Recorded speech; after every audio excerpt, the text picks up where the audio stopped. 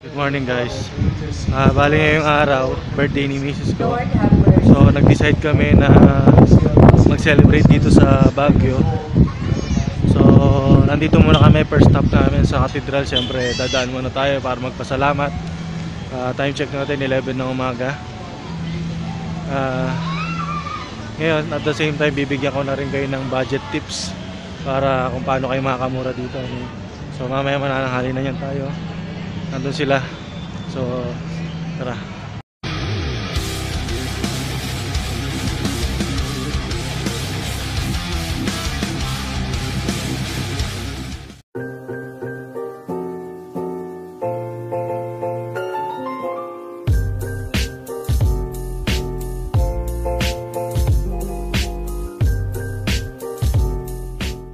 Kung marami naman kayo at may sarili kayo sasakyan na pumunta rito, mas maganda kung magbaon kayo para dahil pag sa umaga sa Burnham pwede kayong kumain doon, no? At least yun, medyo mas makakatipid kayo guys. Hinihingal ako, nakakahingal nga lang pag akit ka na akit. Pag di ka sanay na wala kang exercise, nakakahingal guys. So hintayin ko lang sila. Mamaya kakain na yan tayo.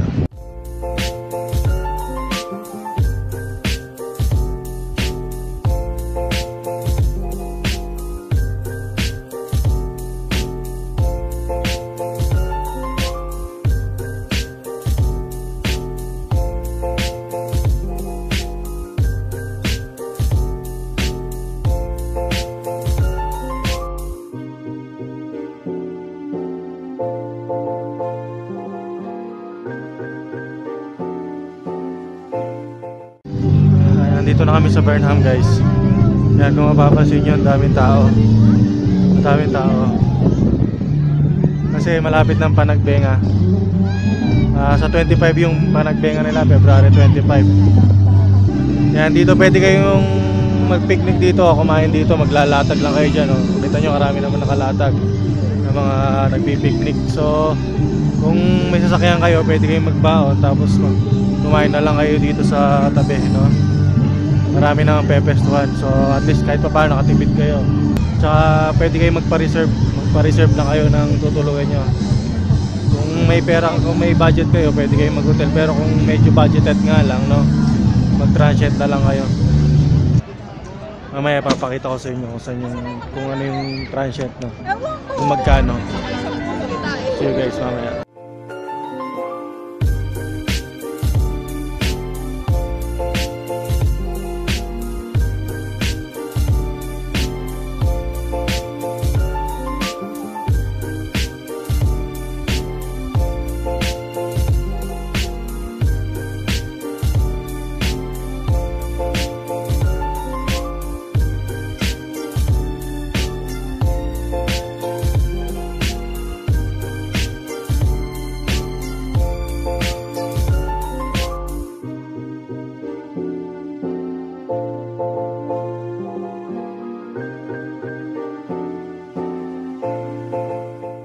Tsaka pagka hanap pala kayo ng kakainan nyo, kung magkakarinderya lang kayo, no, kung gusto nyo lang naman makatipid kaysa magkamain kayo sa labas, doon na lang sa mga street na, kung saan yung mga street na no, medyo malalayo. Pag dito kasi malapit sa Burnham, mahal, ganon din, no?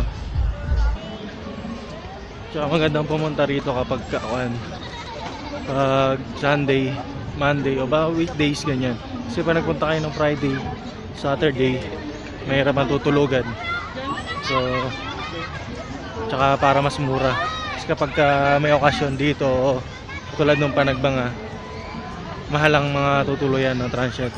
Kung ganun man, magpa-reserve na kayo para mas maganda, para meron kayong tutuluyan.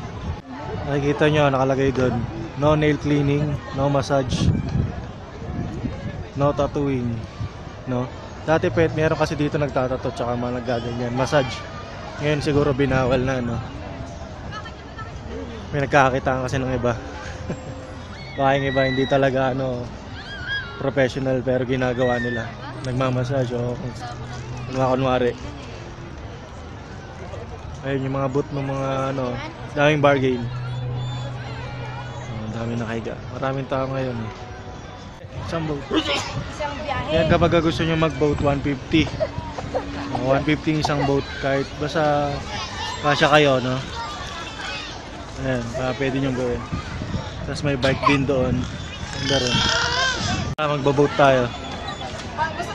Ma'am, dito pa, oh. Para may ano natin. First time na itong batang ito. Nasak? Sa?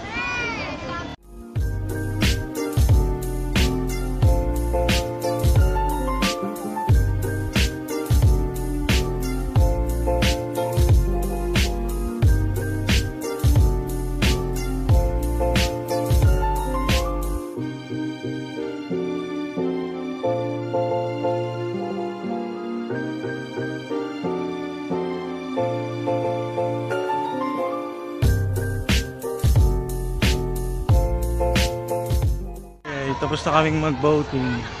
Kaya magbabike naman kami. Pagod ako, hiningal ako magsagwa na.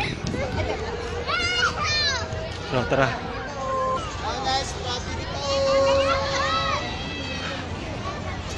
Titingin lang tayo. Karami nagbabike eh. Oh. Diba? Ayan, tara, bike tayo. Magbabike na kami.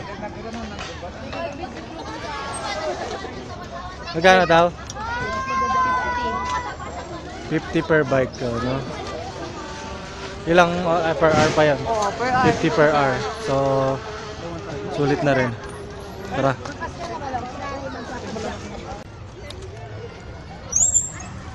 Lamig na guys.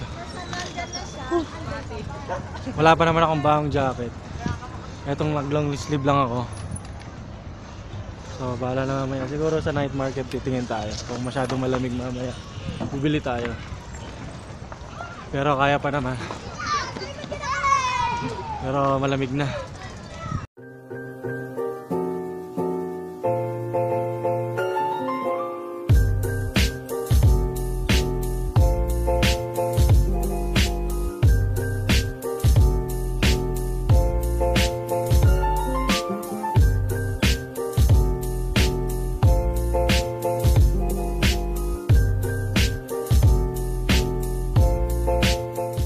Sa wakas, tapos na ako mag-bike. Isang oras din yun. So 5:55 na ng hapon. Pero hindi pa masyadong madilim, no? May merienda muna kami. Shower. Ha? Naghanap lang muna ka na kung meriendahin. Ano lang? Wala ba doon? Meron din? Saan tayo? Hanap muna kami.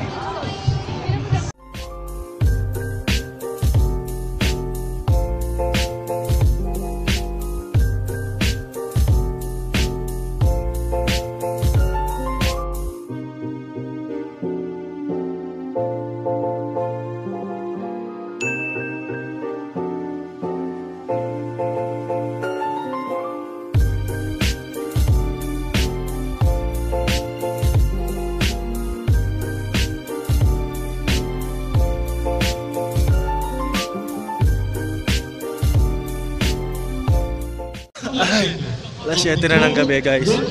Sobrang lamig na. So, di namin pa mahintay yung fireworks. Mabilis ang kulit, natula ng mundo. Minsan isisigaw, minsan ibuhos. Bago kong pigilan, sulitin at sumbata. Maralit, taratata. Yan, bala guys, nandito na tayo sa ano, night market, no? Maghahanap lang tayo ng mabibili. Mura kasi dito eh, mura ang bilhin. Ito yung mga dinadayo dito. So, maghanap tayo.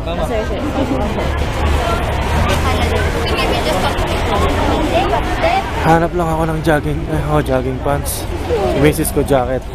Wala kaming baon eh. Sa wakas nakabalik na kami dito sa tutulugan namin, no? 10:30 ng gabi kami nakarating. So, ayun, nagiinom muna kami. Pampatulog. matulog.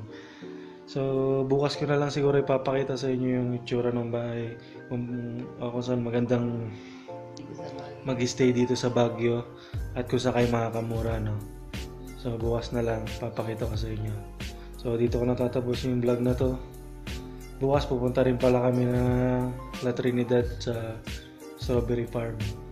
So bukas na lang yan.